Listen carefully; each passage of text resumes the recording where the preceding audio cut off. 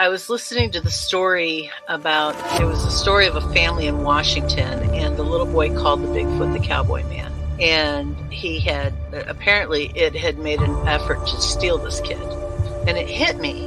My children were in that playpen behind me with nothing but a mosquito net over them. It could have crept up behind me and taken both of my children, and I wouldn't have known. Father just got like a Mustang or something from Wyoming, okay? He had it out in the corral because he couldn't put it in the barn in the stalls with the other horses. It would kick and made all the other horses nervous. Had a Seminole Indian working the horse trying to break it every day. So they had it out in the corral. This skunk ape snuck up behind this horse and grabbed it on its hind quarters. This particular horse kicks out, jumps over the corral, runs into the pasture, to get away. At this point, the rancher's out there just blasted away with the 30-30. The skunk ape runs into the swamp. I went up there one day after that, or 2 days after that. I went up there and sat in the silence up there, and I'm telling you, man, it was free. It was crazy. There was a crazy vibe up there still. I did what I could to kind of get things under control, but I told her, I said, you need to get off this property. I feel like no matter how strong you are, it's almost like standing in the ocean. You can't stand still without moving your feet. You're going to get knocked over eventually, no matter how strong, whatever. You can't withstand a barrage of weird spiritual energy.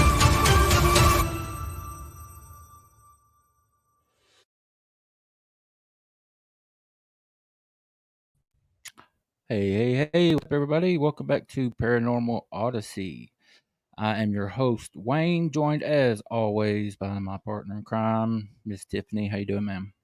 I'm doing well. How are you, sir? Great. Fan-freaking-tastic. Awesome on this Thursday afternoon. Excited about today's show. Real quick, what we're going to do, we have a couple of guests backstage from the Pacific Northwest. Have Miss Casey Miller and her friend D. D he's kind of a public figure out there.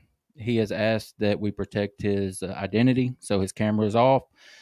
And he's also pressed on time today. So we've only got him for 30 minutes. So instead of, taking the 10 minutes that we normally do to talk about stuff, our sponsors and all that stuff, we're going to hold off on that and go ahead and bring them out so we have as much time with D as we can. And then when he goes, we'll have Case for the rest of the show. But before we get there, I do want to just tell everybody a little bit about what's on store. Y'all have heard me say 1,000 times that through all the people that I've talked to in the 4+ years that I've been looking into this, all the people I've met and talked to, I strongly believe there's something more to these creatures, the Bigfoot, than just flesh and blood. I mean, we don't know everything. There are people out there that are experiencing some strange stuff that just can't be explained. And these two guests that we have backstage are a couple of people that are experiencing that stuff. So I'm excited to have them on and talk about some of the more odd things that's happening in the Bigfoot community. So unless you have something else, Tiffany, we'll just go ahead and bring them on. Okay. We got Miss Casey Miller and D. What's up, guys? Can y'all hear me? Hey. Yeah. D. Hello. Yeah, I can hear you. Hey. Good job. All right, guys. I appreciate, first off, thank you so much for taking the time to come and hang out. How's it going out in Oregon today? For having us.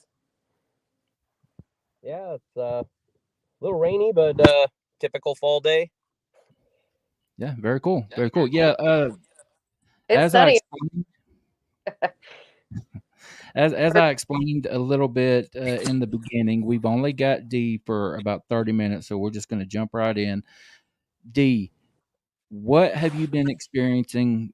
How did you get your start in all this? Like, what was the first thing that happened? And just, kind of walk us through what you've been experiencing. All right. Well, I'm currently 44 years old, and this all started basically when I was around 14 years old. And then there was about a 20 plus year break in there. So this happened when it started off as a hunting trip with my father and grandfather. And that was the first time that I ever saw my kin. My main watcher at the time's name was Ka.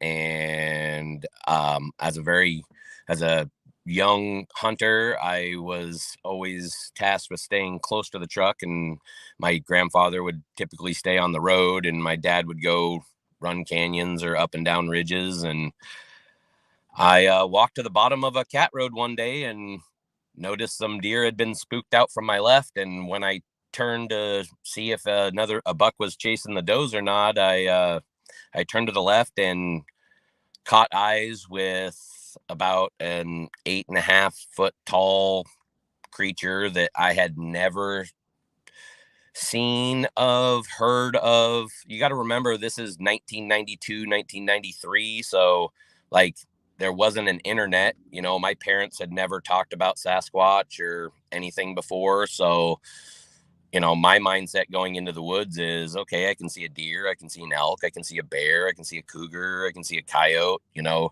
For a 12, 13-year-old to look to his left and there's a upright, hairy man standing about 110 yards away from you, standing on the road that you had just driven down. And I guess driving down the road, the bank along each side of the road was basically level with the top of the truck. And this creature was standing there with resting its elbow at that level, and was another 2 feet taller than that. So that's how I came up with how tall that I thought it was. But anyway, I immediately raised my scope.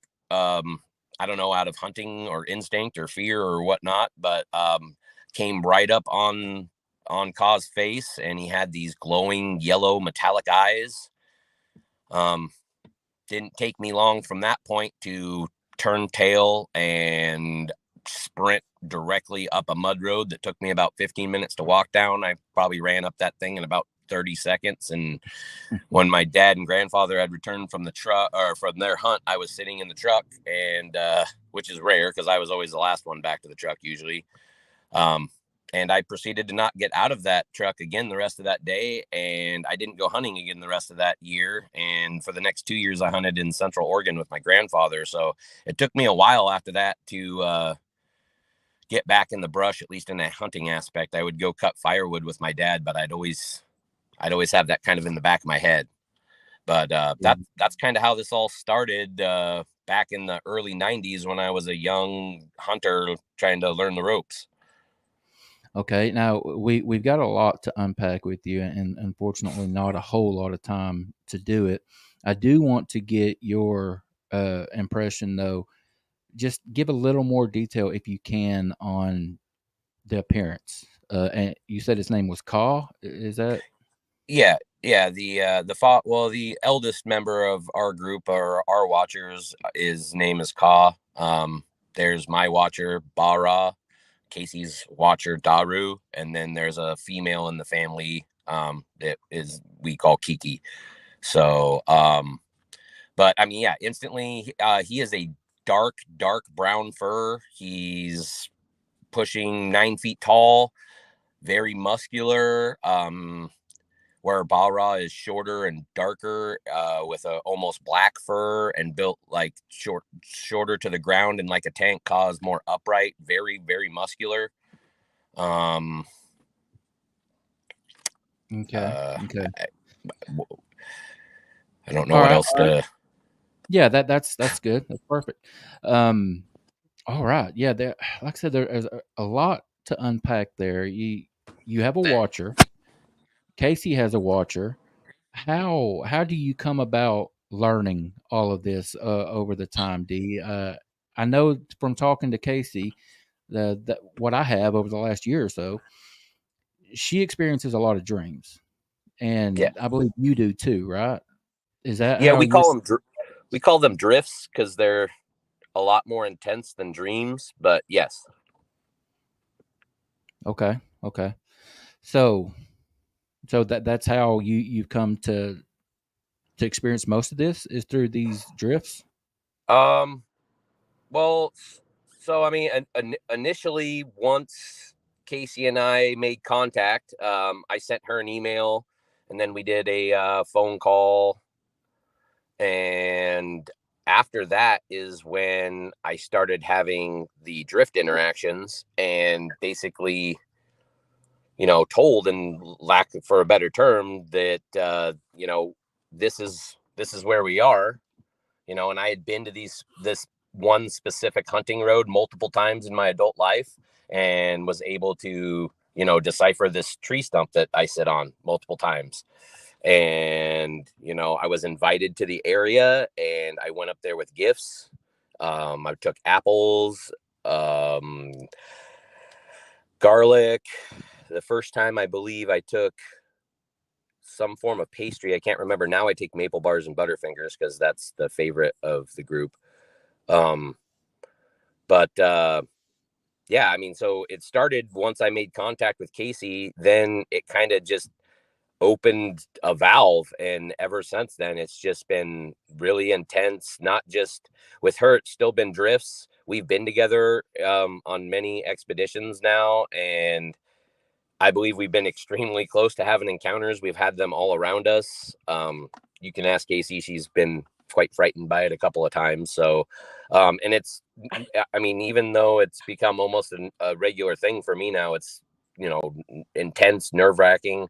I suffer with anxiety. So it kind of, I have issues with that as well. But I've kind of gotten all past that and just accepting the blessing that I have now all of a sudden, and kind of embraced it after hiding from it for so long. And never, like, once that happened, I didn't tell anyone that it happened from the 90s until I told my dad about 4 years ago.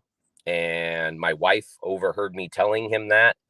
And then my wife went to a high school reunion that Casey was at, and Casey was doing her Bigfoot encounters and book club thing. And my wife is extremely shy. So surprisingly enough, she went over and told Casey, I think you need to talk to my husband, which I didn't think she'd ever do, because I never talked about it or anything. But anyway, she came home with this business card and some stickers with an email address. And for about a couple of weeks, I kicked around the idea. And then finally I was like, you know what? I'll just send her an email with my story, and that'll be the end of it. And after that, she called, and now we're 2+ years in. Yeah, very cool. Casey, you have anything to add to any of that Dee has experienced? Yeah. So Donald just mentioned something that I was going to say was that I went to my 20-year high school reunion. I was doing the Bigfoot Encounters and Book Club thing because I was starting to have experiences and dreams, and I finally saw Daru for the first time. Like, I started dreaming of like a cougar and different like animals and feathers and stuff and orbs, and then all of a sudden I saw him. And I got so curious. I got on Facebook and started looking for Bigfoot groups so that I could like maybe hear other people's stories. And I was like, whoa, this is wild. And so then I was like, oh, this is really cool. I love reading other people's encounters. So I wanted to write a book. So then I made business cards and stickers, went to the reunion. And then when I did finally talk to Donald for the first time, I realized that his first meeting with Ka was just a couple miles over the hill from where I grew up. And my dad had several experiences where, I mean, he told me when I was a little kid, he said he saw somebody out in the bushes with a ghillie suit on and night vision goggles, and saw walking across a field in the middle of the night. So I didn't never think anything of it. Like Donald said, this was in the 90s and there was no internet. And we on the reservation where I grew up on the Slets Indian Reservation, I heard about the Whistle Man, but I didn't know what the Whistle Man was.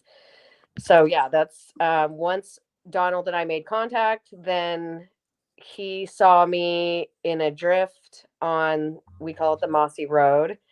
and Ka was there and invited us. And he turned around in the drift, and I was standing there, and I was like super excited. And so he called me the next day, and he was like, he had never met me in person or seen me. He wasn't on Facebook. And so he said, so I saw you in my dreams last night. And he told me, what I was wearing and everything. I had my boots were sitting right there at my chair, my flannel shirt and everything. And I took a picture and sent it to him. And he was like, oh my God. Okay. And he goes, are you really short? Because he's like 6 foot tall and I'm 5'2". And I go, yeah, I'm really short. He goes, in the drift. Well, we called them dreams back then still. He goes, you were really short. And I was like, yeah, that'll be pretty accurate. So then we just kept talking and the dreams just kept coming and coming. And then we had to meet after that. Yeah. And we went up the mossy road, the place that he saw in his dream where he was sitting hunting. He was just sitting there. Why don't you tell him about the stump?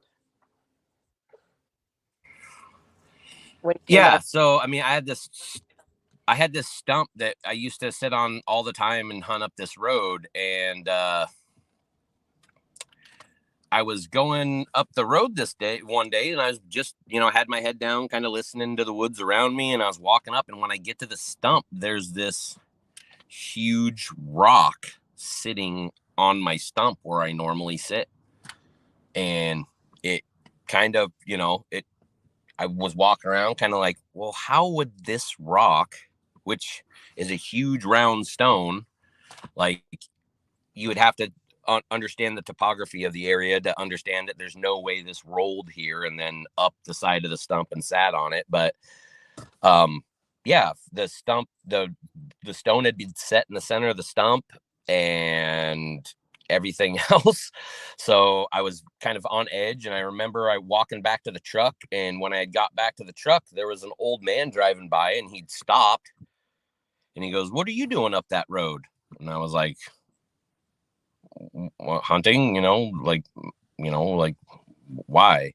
And he proceeded to tell me that there was a very large bear up that road that they had tried to trap for many years, and some bear trapper had gone up there, set a bunch of snares, and he had went up to check them, and they were all gone. And when he got back to his truck, they were all sitting in front of his truck in a giant pile of just mangled steel. And he goes, ever since then, I don't know many people that go up that road. Damn. Wow. So, in my mind, it was like, well, cool. I love hunting on roads where no one else goes. That means it's just mine. So, I didn't really think too much of it at that point, because I still, I hadn't met Casey. So like there was all kinds of stuff that was happening around me that really wasn't adding up at all. And then once, we met, and once the energies started flowing, and once a connection was made, that, once I was open to it, like all of a sudden, like the information started flowing, and then Casey would ask me questions, and that night I'd get answers and drift, and it was really intense for, the first 6 months. It was like nightly. Like I'd call her the next morning, like, oh my God, you have the auto recorder ready? And then, we'd record the whole interaction. And it turns out she was having a drift that was very similar, or the next night she would have like the second part of my drift and whatnot. So, I mean, once that road was found and once our conversation started and everything, like the energies just picked up immensely. We found archways on there and found out that they were actual portals to move around with. And I mean, yeah, I mean, there's a lot of information. I'm sorry, I'm just kind of babbling, but no, you're fine. You're fine. I do want to share some pictures that Casey sent, and there's one in particular that Casey told me that you would need to explain, and it's a writing. Okay, I'm gonna put this up there and tell us what is going on here. What is this? Okay, so this is a message that I was given to give to Casey that she needed to figure out I believe that is this the one for you, Casey, or is this the one for Bryn? This was the first message from Kiki the day that the footprint and the gift under the Okay. archway. So yeah, I had gone up for an interaction, and typically I had met the males. The female Kiki, the little sister, I was told that there would be no interactions with her, and that Bara, my watcher, was very protective over little sister and stuff. This time I went up there and I found out otherwise.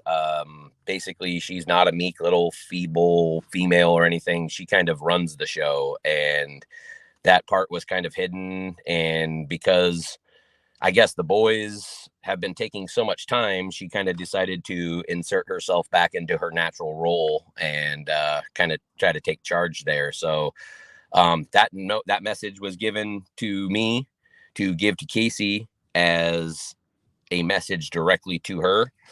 So, and then as I was leaving, I had actually gotten in my truck and driven about, I'd say, 1.5 miles away from the Moss Road when I noticed that she was off in the brush trailing me.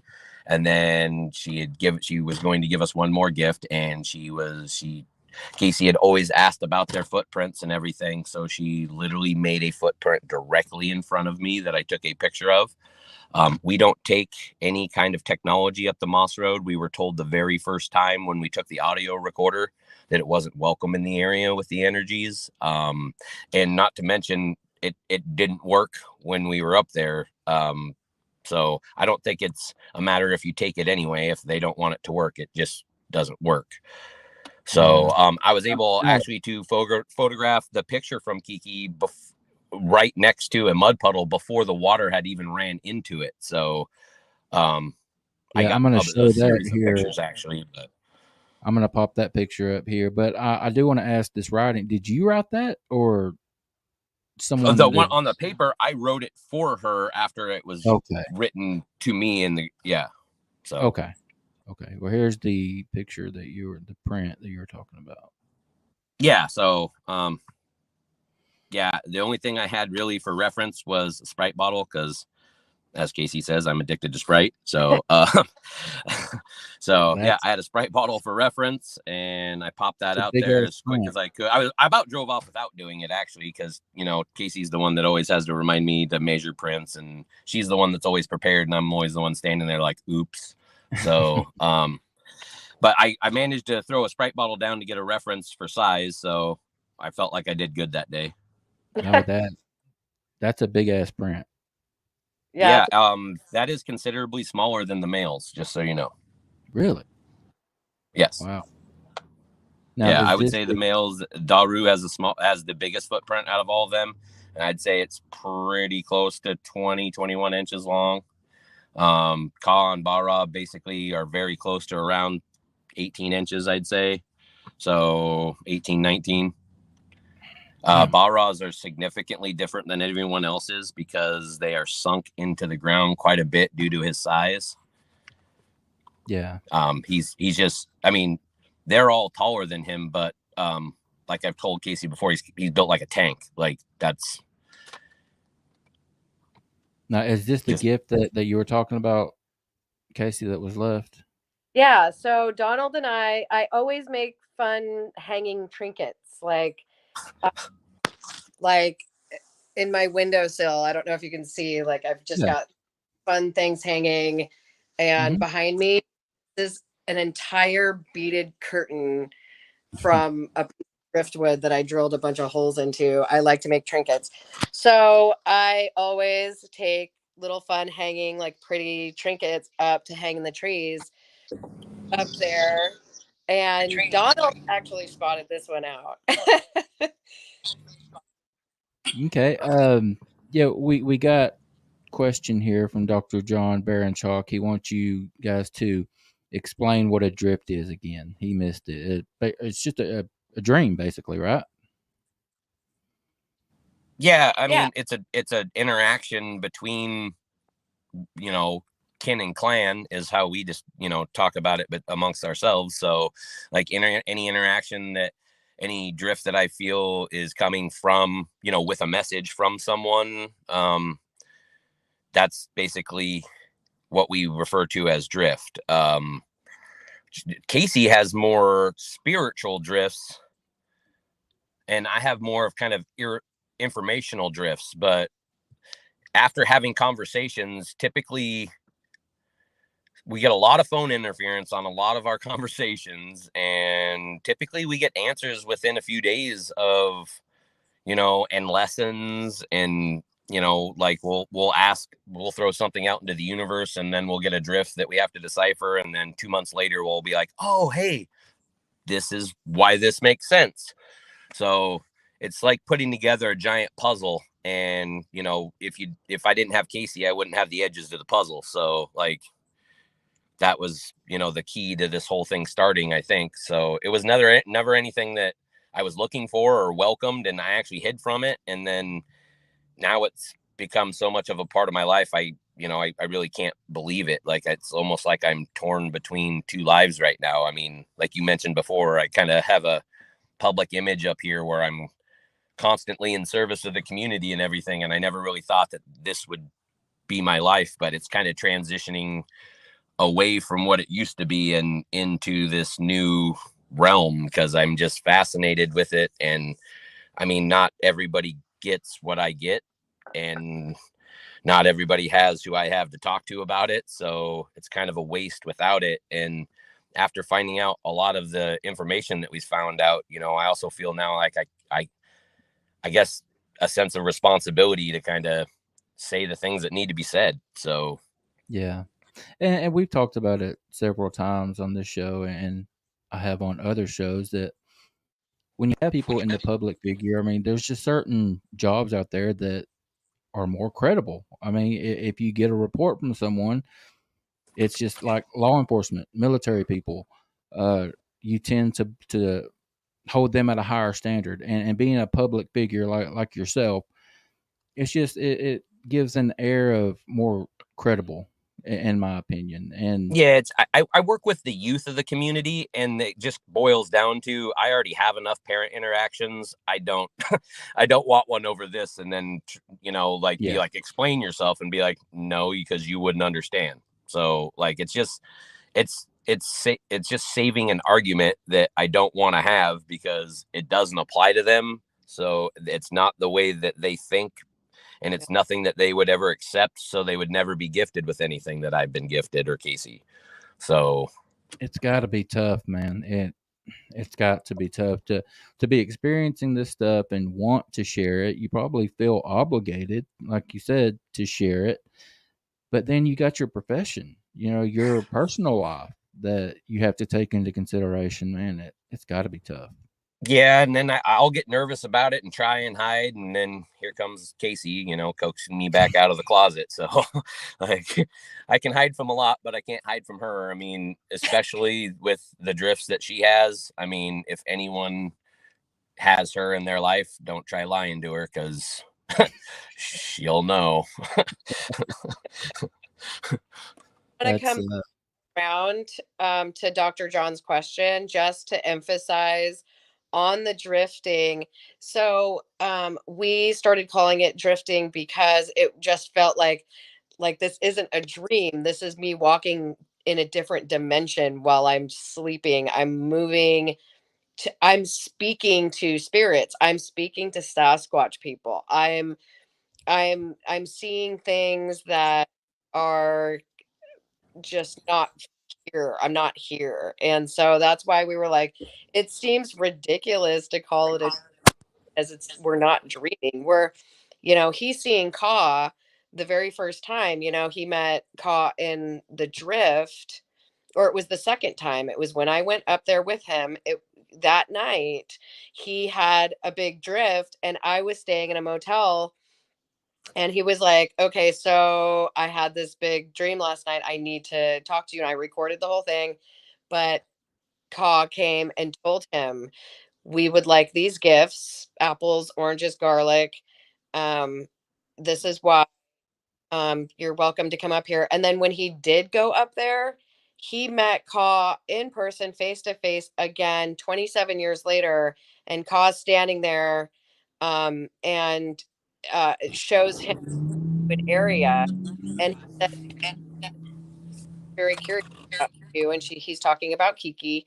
And so that's when he saw him jump in the tree for the first time and see how far they can actually jump up and move over and all that and bounce from tree to tree. And he said that he had set down a shell because I said, or no, a shell and 2 stones. And because I said, I want to leave something pretty for the sister. And he said, Casey Miller left these. And he said, how did Tootie Lee leave these? She has already left the area. And then he's learning what our names are.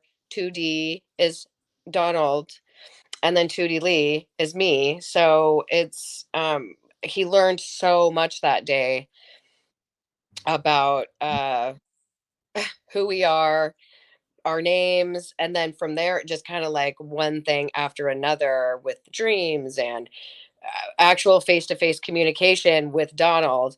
I haven't had face-to-face. I went up there one day to do gifting with him, and Kiki made very clear audible sounds very close, and I panicked and started crying. Yeah, you did.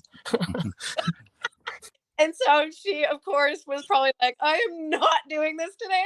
So, but we heard her. I mean, I heard her loud and clear. She was right there. And my scalp is just like, just all my, that's what usually happens when they're around me.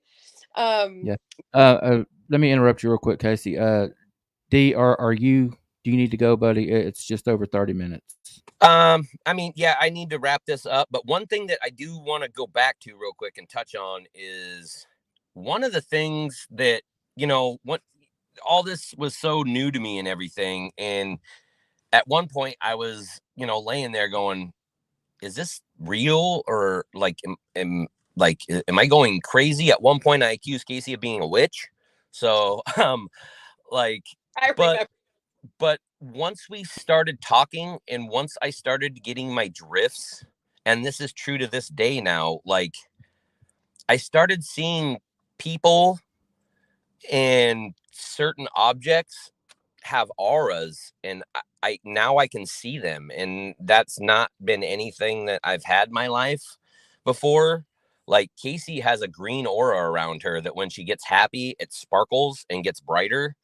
I have a very dull, brightish purple that is my aura on me. I don't typically see my aura on myself unless I'm having an interaction that is like happy or eventful, like, or if I'm hanging out with Casey and we get close enough to each other, like it's almost like it like causes the other one to get brighter or whatnot. So but I'll be walking through the grocery store and just call Casey and be like, there's this girl sitting in the electronics and she's super depressed, or she's glowing like this, horrible, like blue color that, and she's just sitting there crying and everything. And I can see that she's torn up. It's really hard, going out in public and, seeing people walking around depressed or, this kind of stuff. And it's nothing that, no one has to deal with that, so like that was one of the things that I had to really, come to terms with, is like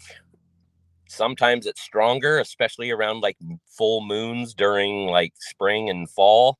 Like all this stuff gets really intensified and I'll see the colors a lot more. But like I've seen, like for instance, a phone just sitting there and then it start ringing and it turned bright red. And then the conversation is an angry, horrible, like spiteful conversation. Or, I'll see my daughter when I walk in the room, she'll be playing with something and it'll be glowing bright yellow. And I'll be like, oh, okay. Like now I need to figure out what yellow is. Like it was a long process in trying to figure out. And I'm not saying that I have it figured out, but I figured out a lot, most of the colors, like what they mean on objects. Like at one point during Halloween, I was walking through the store and I saw this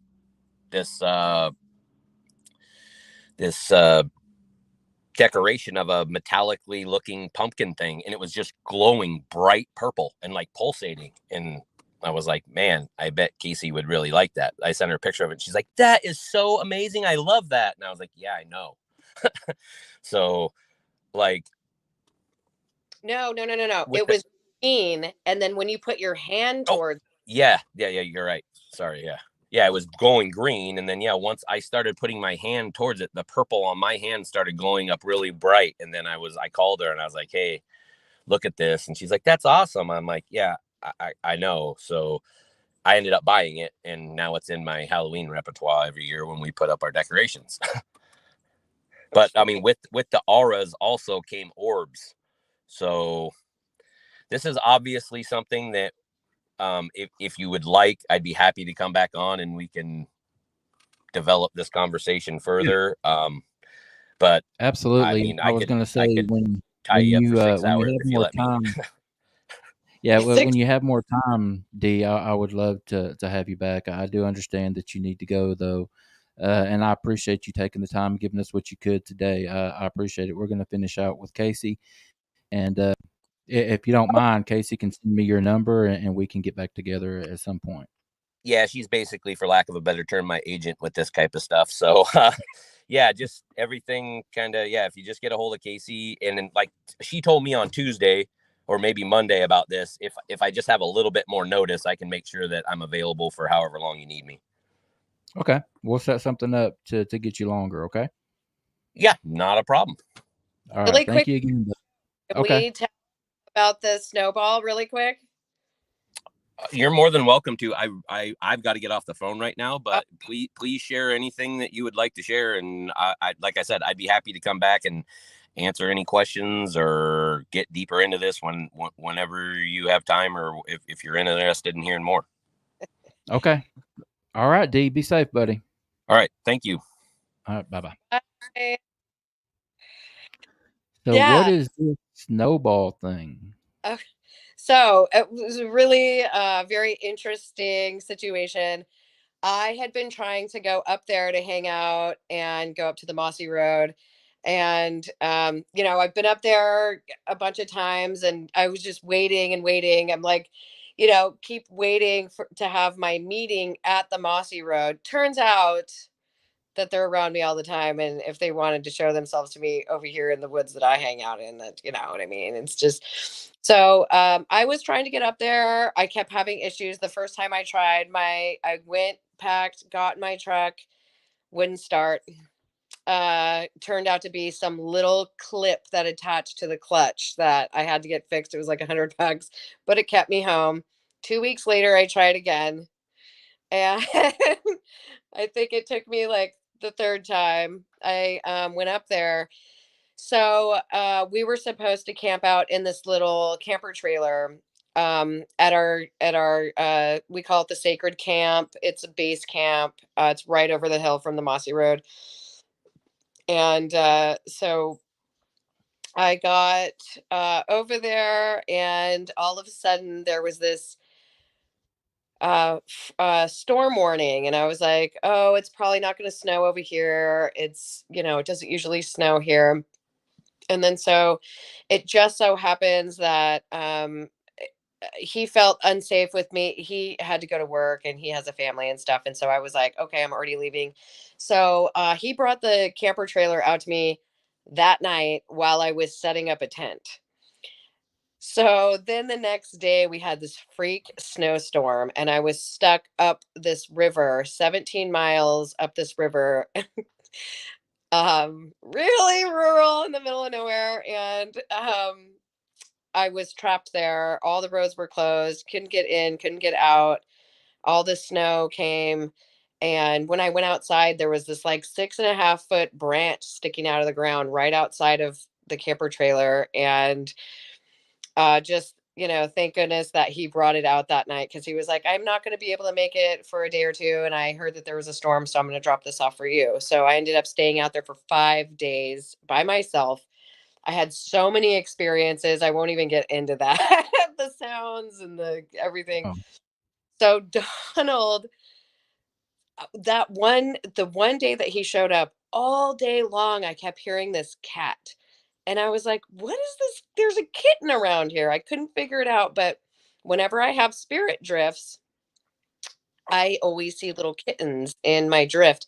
I'll see little kittens and I'll play with kitties. And I'm like, and then I'll see somebody that I knew that passed away or somebody that I don't know. And I have these conversations or whatever. And I'm like, I kept hearing this kitten and I'm like in the woods. on a river, and I'm like, where's this coming from? And I kept running around everywhere looking for this kitten. And then I saw this hawk, and it kept going around, and there's something really deep with the hawks too, that I keep just having the most amazing experiences. And then was told that it's Kiki is the birds. It's a messengers for her.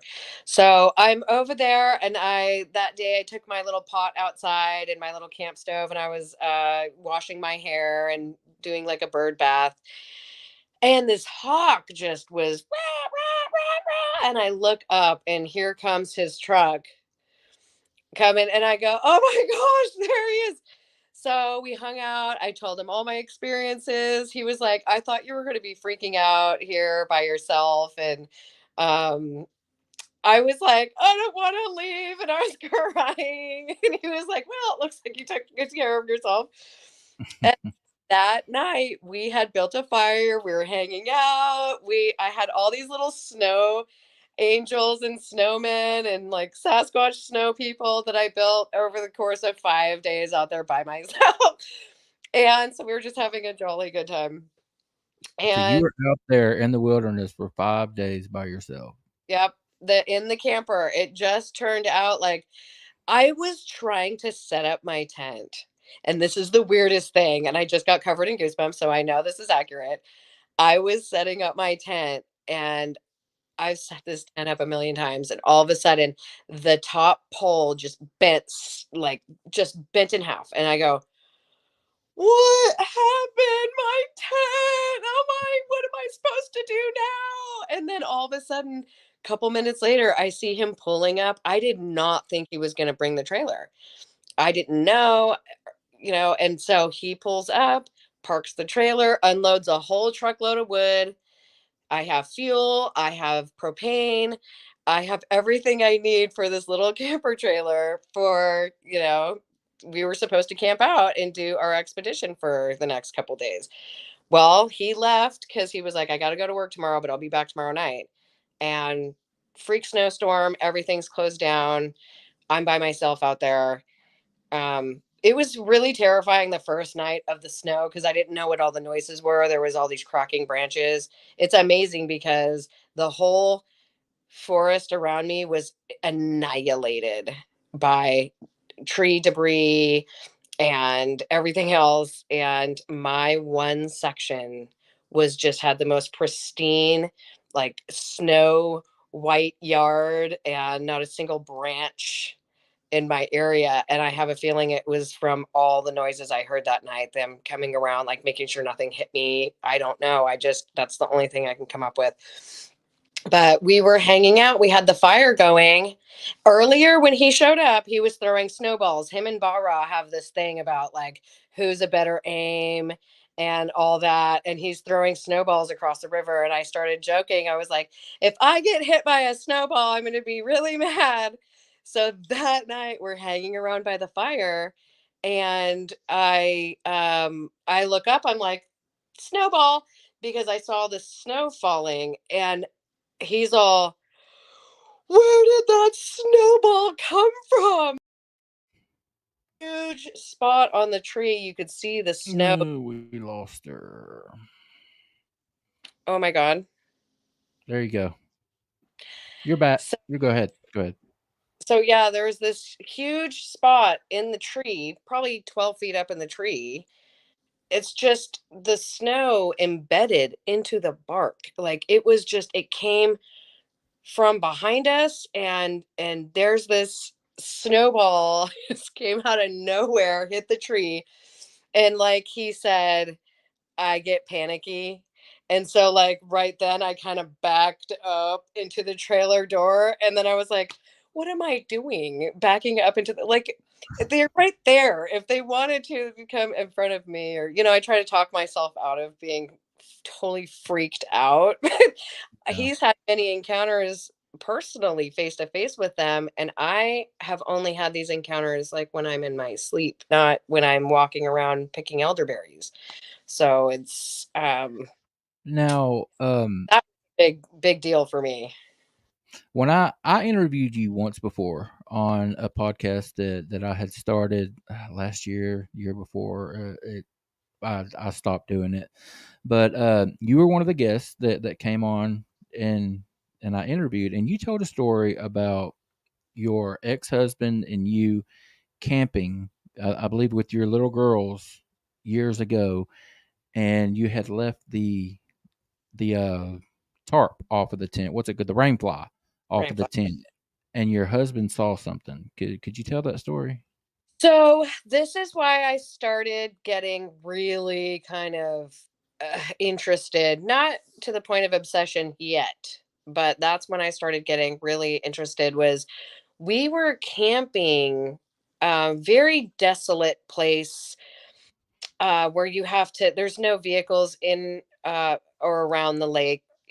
You have to hike everything in or out. So we would have our little caravan of like wagons and just kind of minimal stuff. We just like to be out there with the kids. So Landon, he was my husband at the time. He passed away, unfortunately, very recently this year. Sorry. Okay, I'm But sorry. no, I'm sorry. Just okay. So we were camping with the kids. And we left the rain fly off. Landon loved to look at the stars. It's like one of the things I inherited was his telescope. So he loved to lay there and he would tell the kids all about the stars and stuff. And we woke up in the morning one time and he was like real quiet. And I was like, "What's going on?" And he's like, "I saw a face in the tent last night." I was like, "What? A face?" I go, "You mean like a bear?" And he was like, "No." And we had this huge tent. It was like 6 feet tall at the top.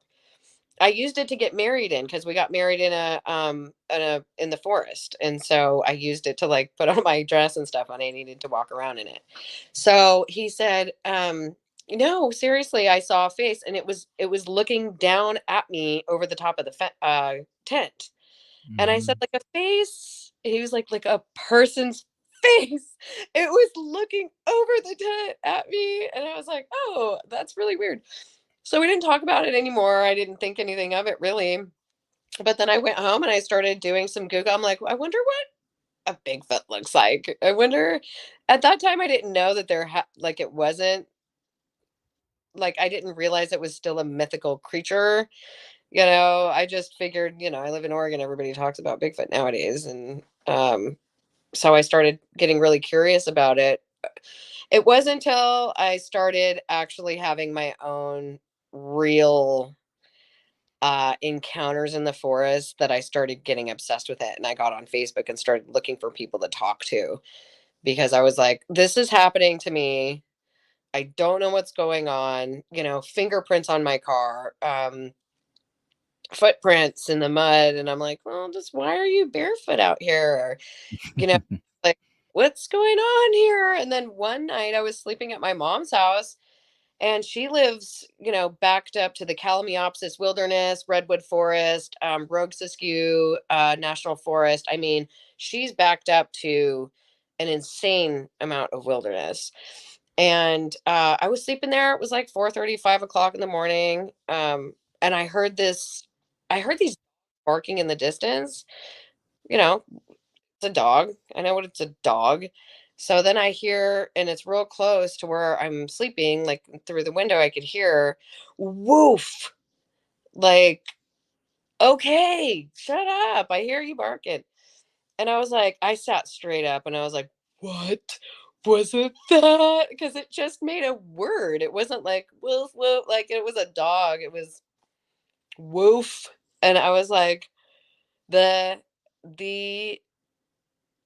it was such a deep, like it's very hard to explain how they sound when they talk or make noises. Like it's like this mechanically, like it just sounds really different now that I've had more experiences. I really understand Is it that like vocal a cords. robot? Would you say like robot sound? It's like So when I heard Kiki, when me and Donald were hanging out under the archway, we went to visit, and I heard Kiki, and I freaked out, and I was like, started crying. I was like, oh, I don't know if I could do this. I'm really scared. She was really close to me, and she made a sound that our vocal cords cannot do this whatsoever. My daughter has a budgie bird, one of those. It's almost like a parakeet or something. And she's got like this budgie bird, and it makes this certain noise. Sometimes she can actually mimic the sound of a bird. So what I heard was like a budgie bird, like static and humming. Like it Hmm. was like the most out of this world. Um, I looked at him. We were staring at each other, and I was just it lasted for like 15, 20 seconds. I mean, she didn't make a secret of being there. She 10, 15 seconds long. I was staring at him with my eyes wide open, and I was like, "Do you have your cell phone on you?" And he was like, "Yeah, my cell phone's ringing out here." No, I don't bring my cell phone up here. And I was like, "What is that?" And then she must have ran up the hill, because then we heard this whistle, or it was somebody else that was already up there. But it they make the most when they make words, though, it just sounds like their vocal cords like don't want to talk like that. Like they just are supposed to make different noises. Yeah, and I found it interesting you talk about the metallic type sound because I've experienced it several times on expeditions, being out and hearing. You're out in the middle of the woods. There's nothing metal other than your car, but you're not near your car, and you hear these metallic sounds. And I've likened it to an old rusty swing set. It sounded like metal on metal, like a swing set. I don't know what that is. That's really funny that you mentioned that, because I was going to tell you when I heard Kiki vocalize, and then I heard another whistle a few minutes later up at the ridge. Um, it was a whistle, but it sounded like a whistle that you take from your chest and blow into the whistle. It was a very, very interesting noise, but that's the only thing that I can that's the only way I can describe it, is that somebody took an actual whistle and like blew into it. It was like, I don't Mm. even want to try to mimic it. I just can't. Like Mm. my body won't let me try. It's really intense. I've heard Daru speak to me times in my dreams. He's very quiet. He's never even spoke to Donald before. Um he's very quiet and sort of reserved, but the other like cause like very he says that he's speaks very stoic and just like a wise man, and he gives a lot of like vague references to his messages. It's like very vague. You got to figure it out.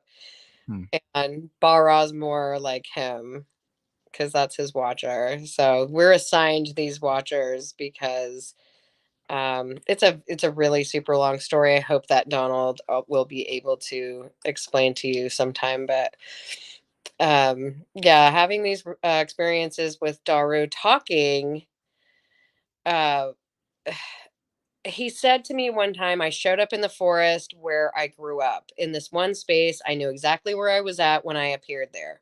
And I saw him standing there, and he was like, "Come, I show you where I live."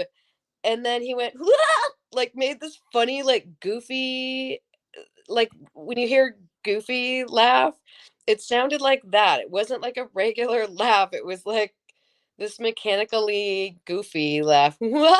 Like it was really funny. Okay. And then he took me to the river and showed me these big boulders and stuff. And I keep going to the same place. And I'm like, well, I guess that's where he's like hanging out. I don't know where it's at. He went, um, but I don't know the other place. uh, I'm wanting to share a couple of these pictures before we get out of here because we're getting up on the hour really, really quick. But one of them I've always liked that you sent me was what appears to be a thumbprint, a big ass thumbprint.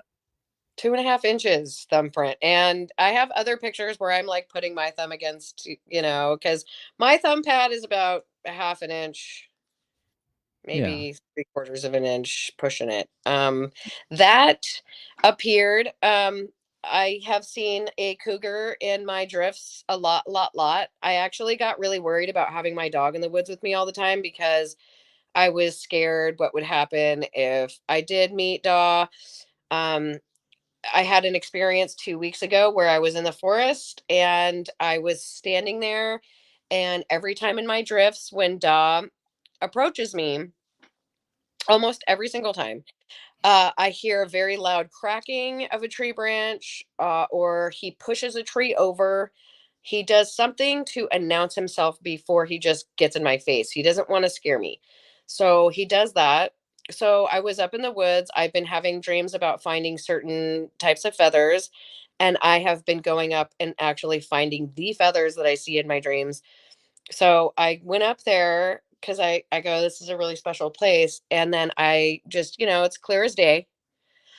Uh, no wind, beautiful sunny day. And I'm standing there, and this tree, I heard a noise that got my attention. So I turned around to look, and this tree starts shaking. And I'm like, oh my God, there's a bear. And then I hear this crack.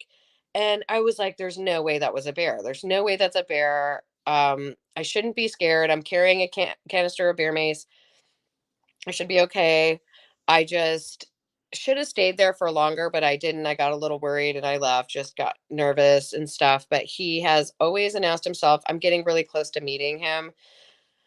I don't remember why I started saying that, but oh, I saw the cougar. So he has a pet cougar. I just drifted of my dog playing with this cougar. So that night that I got the thumb pad on my car, which there's a bunch of other fingerprints to go along with that, but that's the most impressive one, and you can see all the dermal ridge lines in that fingerprint.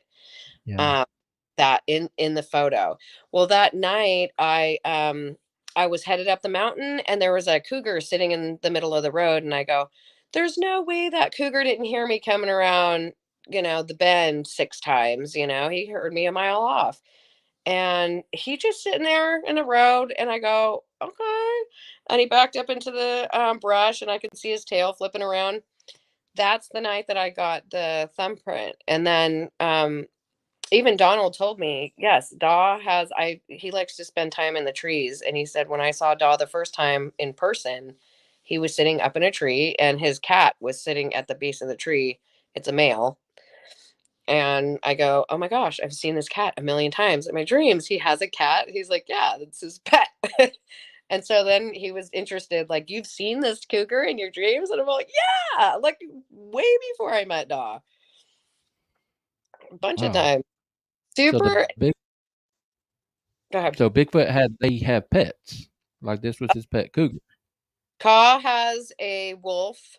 Bara has a bear.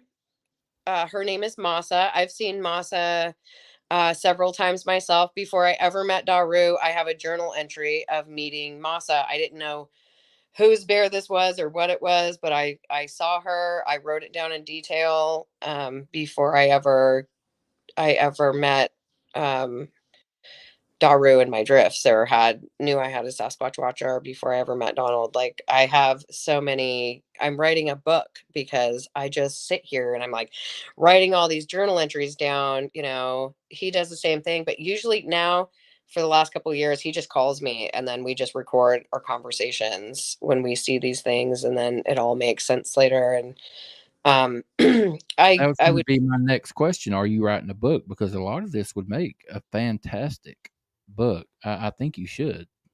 So I sit here when I'm not super busy. When I'm not super busy, I sit here and I have my headphones on, and I listen to I have a H6 Zoom audio recorder, Mm-hmm. and I sit here with my headphones on and I just type out all of our conversations. And uh if anyone ever questions the authenticity of it, I would just have to say, well, I've got about 100 hours of recordings here. And whenever like we go back and talk about it, it's the same story. It's the same thing happened, or these are, it's just there's really no way to fake what we're talking about. Yeah. Yeah. All right. We're at the hour mark, and I feel like there's so much that we haven't talked about. I'd love to have you back, Casey. I feel like we haven't even we just scraped the surface on how we met them, not even like anything else. Yeah, you also told the story. You touched on a little bit about your dad's encounter that you shared it before when I interviewed you before. I think that was an awesome encounter, and just how it went to his mind. He couldn't fathom that it could be a Bigfoot. He went to a place where it was a person in a ghillie suit with night vision goggles. That seems like more of a stretch to me than a Bigfoot. But that's just how people think, you know? Yeah, I know. So because you're like, what am I? It's like Donald when he saw Caw when he was 13, he was like, what am I looking at? I don't know what I'm looking at. Like I'm going to see a bear or a cougar, not that. And my dad said the same thing. He said, I saw somebody in a ghillie suit. I said, why do you think he had night vision goggles on? At first, he said, well, I saw a red reflection off the eyes. And then the next time he saw the person walking through our field, we had 2 acres. And he said, nobody could walk in the dark like that.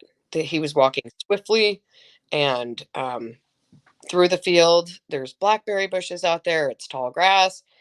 This is, in rainforest country. And he said nobody could walk that swiftly, carefully in the dark like that. And I saw this person walking through there. They had to be wearing night vision goggles. I was like, okay, then.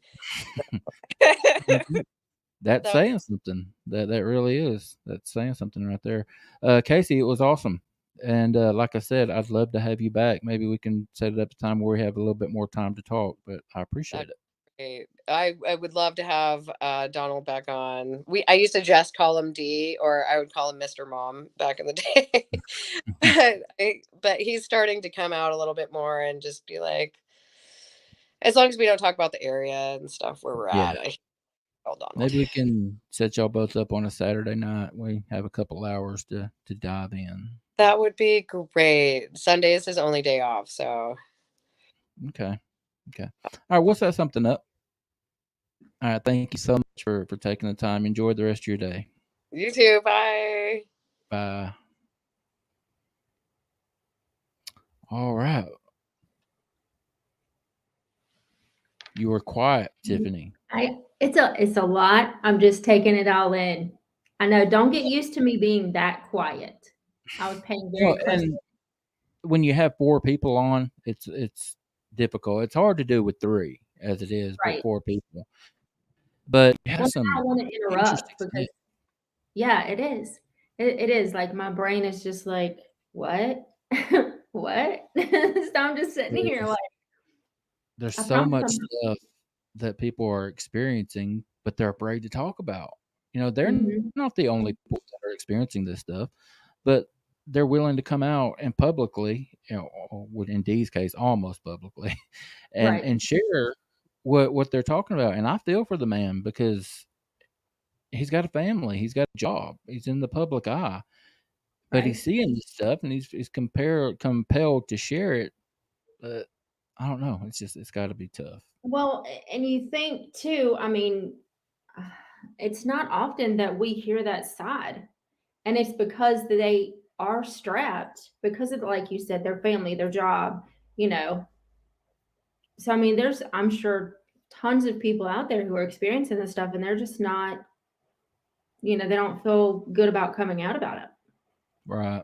Yeah. So when we hear it, we're like taken aback and we're like, Yeah, and there are the people out there, the biological people that just don't want to hear it. They when they hear stuff like this, they turn it, and they're doing a disjustice to themselves and to everyone.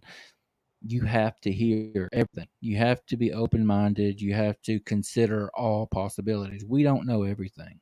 We don't. Right. And I think we've been quote unquote, programmed to believe a certain way about certain things.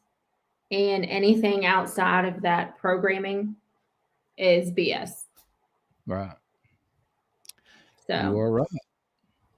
All right.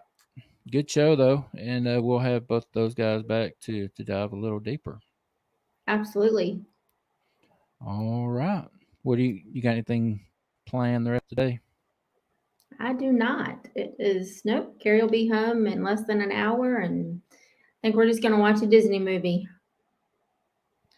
I'll be on daddy duty here in a couple hours, as always. It's always Yes, fun. your little monster. Yeah. Bless her little heart. She's rotten. She is. All right, let's get out of here. All righty. Sydney. Stay sweet. Stay spooky. See you next time. Guys, y'all be good to yourselves, be good to each other, and we will see you next time, next Tuesday. Bye. Bye.